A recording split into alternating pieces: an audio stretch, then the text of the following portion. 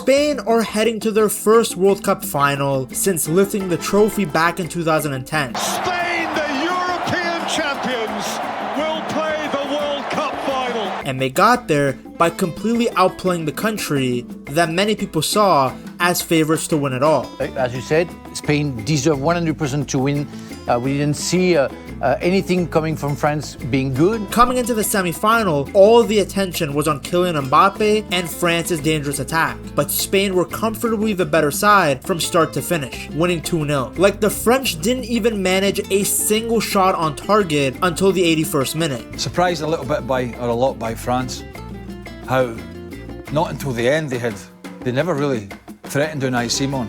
I think a lot of us forgot just how good this Spain team actually is. If I speak about Spain, I don't speak about one star. The team is the star. When they shine collective. If you take away their penalty shootout loss to Portugal in last year's Nations League final, they haven't actually lost a football match since March of 2023, yet they have flown under the radar the entire World Cup. Their opening draw against Cape Verde was treated like a disaster, and after that, wins over Saudi Arabia and a disappointing Uruguay side didn't exactly get people excited. Spain kept winning, but they never really felt like the tournament favorites. Not so much love for Spain. They would advance, they would beat Uruguay by 1-0 in the game that is just finished, but boy, this was hard work. After seeing France, one of the favourites, put on such a great show earlier in the day, now this was anything but from Spain. The Lamine Yamal situation probably played a part too. After picking up a hamstring injury before the tournament, he wasn't able to dominate games the way people expected. So instead of becoming the face of the World Cup, he spent much of it just trying to manage his fitness. But at this point, nobody should be left doubting Spain. Their performances have been a reminder that nobody in world football moves the ball better than these guys. They completely controlled possession, passing around some of the best teams in the world with ease. Against France in the final minutes, the crowd was literally chanting Ole. Even Mbappe the dictator had gone upset. Spain also had the best defensive record in the entire tournament. But Spain, we know they're good on the ball, but they've been super organised defensively this tournament. Only one goal, that was the game against Belgium. That's because Luis de la Fuente has built an incredibly well-organized team. Every player knows exactly where to be, both with and without the ball. They press together, defend together, and when they win possession back, everybody already knows the next pass. At the heart of it all is Rodri. Now 30 years old and wearing the captain's armband, he controls the tempo with both short and long passes, while also leading Spain's press whenever they lose the ball. He looks to be back at the same level that we saw from him when he won the Ballon d'Or. He for real saved football. I mean, could you imagine if Vinny won a Ballon d'Or, how annoying his fans would be? With the way Spain are playing, we might be seeing them go back to the dominance that they had from 2008 to 2012. Spain just got an incredible streamline of talent, haven't they? And the clubs are great as well, so it's going to be really hard for anybody to overtake Spain in the next few years.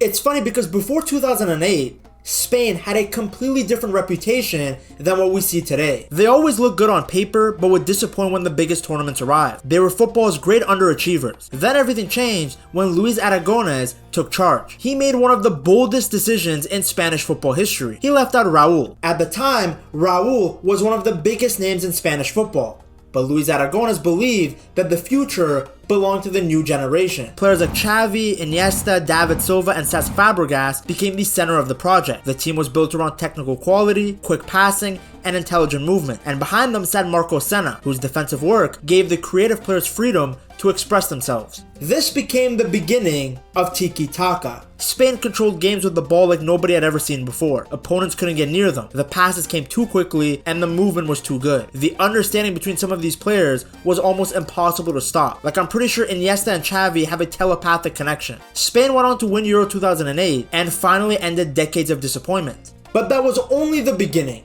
When Del Bosque took over, he inherited a team full of confidence and world-class talent. By the 2010 World Cup, Spain had become even stronger. They had Casillas in goal, who was world-class. Look at the saves he was making in a World Cup final. In the backline, they had Ramos and Piqué, one of the rare times where Barca and Real Madrid teamed up together, setting their rivalry aside. Then Xavi, Iniesta, and Busquets took their Barca form and translated over to the national team. The greatest trio ever. Of course, when we talk about the midfield, we can't forget Redbeard Xabi Alonso. He was in the center of the park too, dictating the tempo. Then up front, David Villa was an absolute beast. This version of Spain was ruthless. Not because they scored loads of goals, but because they wouldn't let you touch the ball. Possession became their best defense. If Spain had the ball, you couldn't score. And if you couldn't score, eventually they would find a way to beat you. It wasn't always exciting, but it was incredibly effective. Spain won 4 straight knockout games 1-0 and reached the World Cup final. And then came one of the most iconic moments in Spanish football history, Andres Iniesta's extra time winner against the Netherlands. Now it drops for Fabregas, who looks for Iniesta, who's onside! Spain score! Spain were world champions for the first time ever. Most teams would have been satisfied with that. Spain were not. By Euro 2012, they pushed their ideas even further. With injuries and squad changes forcing Del Bosque to adapt, Spain introduced something that seemed completely crazy at the time. They played without a striker. Instead of using a traditional number 9, Cesc Fabregas operated as a false 9, while midfielders flooded the center of the pitch. The result was complete control. Opponents couldn't even sniff the ball. They couldn't press, they couldn't keep up. Spain dominated possession and dictated every match on their terms. And in the final, they produced arguably the greatest performance of the entire era. A 4-0 destruction of the lasagna lovers Italy, the biggest winning margin in a European Championship final. So you had Euro 2008, World Cup 2010, Euro 2012. 3 major tournaments in a row. But every great team eventually declines. And Spain's golden generation was no different. After dominating world football between 2008 and 2012, the cracks finally started to appear at the 2014 World Cup in Brazil. Spain arrived as the defending world champions, but this version of the team looked slower, older, and far more predictable than the side that had conquered the world 4 years earlier. The collapse began against the Netherlands. Spain actually started well and took the lead through a Xabi Alonso penalty, but everything changed just before halftime when Robin van Persie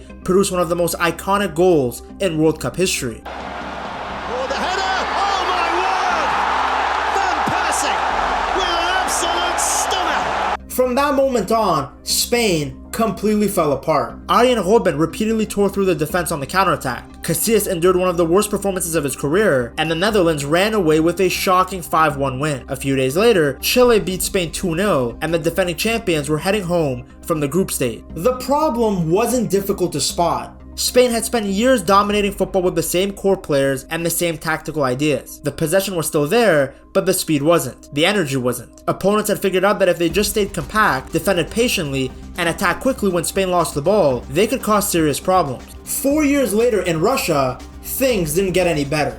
Just days before the tournament started, Lopetegui was sacked after agreeing to become the Real Madrid manager, throwing the entire squad into chaos. Fernando Hierro stepped in at the last minute, but Spain never looked convincing. The round of 16 against the host Russia perfectly summarized all the problems during that era. Spain took an early lead through an own goal, and then proceeded to dominate possession for almost the entire match. They completed over 1,000 passes and controlled 74% of the ball. The problem was that none of it actually hurt Russia. The passes became slower, safer, and increasingly predictable. Russia just sat deep, stayed organized, and watched Spain move the ball from side to side without creating many clear chances. Eventually the game went to pens. The Russian goalkeeper, Igor Akinfeev, became the hero, sending Spain home. Despite having the ball for almost all of the game, Spain didn't create any big chances when it mattered the most.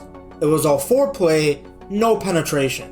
By the time the 2022 World Cup arrived, Luis Enrique had rebuilt the squad with a new generation of technically gifted players. The football was still based on possession, structure, and control, but many of the same problems remained. Spain opened the tournament by demolishing Costa Rica 7-0, convincing many people that tiki-taka was back. In reality, that performance proved to be very misleading. Spain faced Morocco in the round of 16, and the match felt almost identical to the Russia defeat 4 years earlier. Morocco stayed compact, disciplined, and patient. Spain held possession for over 120 minutes, but struggled to create any real opportunities. When the game went to penalties, Spain completely collapsed. Sarabia hit the post, Solé saw his penalty saved, Busquets missed, and Morocco advanced thanks to Ashraf Hakimi's famous Panenka. Spain exited another major tournament without finding a solution to the same problems that had haunted them for nearly a decade. By the end of Qatar 2022, it was obvious that the old version of tiki-taka just wasn't enough. Possession alone could not win football matches. Spain could still dominate the ball, but they struggled to dominate opponents. What once had been the most feared tactical system in world football had gradually become too predictable, too slow,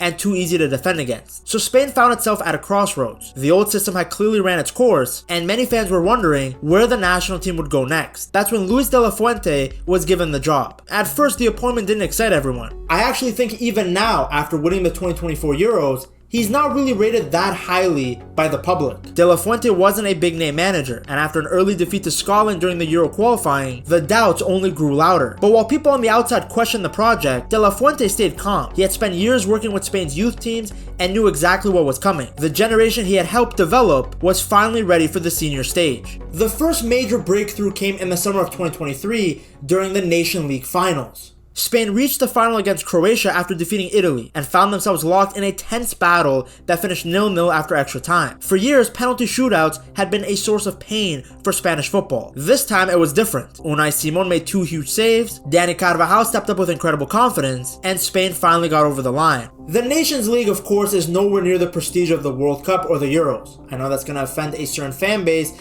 but it's the truth.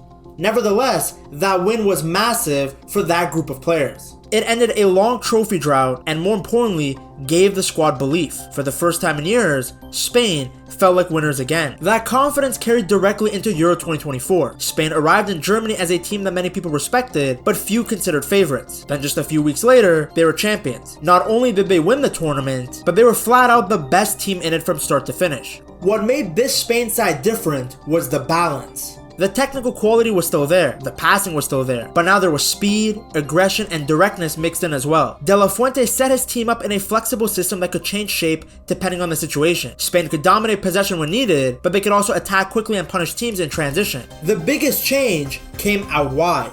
For years, Spain struggled against teams that sat deep because they lacked players who could beat defenders one-on-one. Even during the golden era, their wingers were not actually wingers, they were midfielders who were converted into that position. Like, yes, David Silva and Andres Iniesta could play on the wing, but naturally they were central midfielders. But now they had 2 of the best young wingers in the world, Lamine Yamal on the right, Nico Williams on the left. Yamal is now flat out the best winger in the world, but at the time, he was still a relatively unknown commodity. Both players stayed wide, stretched defenses, and constantly attacked their fullbacks. Instead of endlessly recycling possession, Spain now had players capable of breaking games open with a single dribble. Behind them, midfielders like Pedri, Dani Olmo, and Fabian Ruiz constantly found pockets of space and made intelligent runs between the defensive lines. Rodri controlled everything from deeper areas, giving the team balance whenever they pushed forward. And when Spain lost the ball, they didn't just sit back and wait. They pressed immediately. Opponents rarely had the time to settle or build attacks on their own. Then up front, Oyarzabal finished everything, as evident from his performance in the Euro final versus England. The result was a team that could beat opponents in multiple ways. They could control games, they could counterattack, they could dominate possession, and they could overwhelm teams with speed. That's exactly what happened during their run in the Euros. Spain defeated Croatia, Italy, Germany, France, and England on their way to lifting the trophy, proving themselves against some of the strongest teams in world football. A huge part of that success came from De La Fuente himself.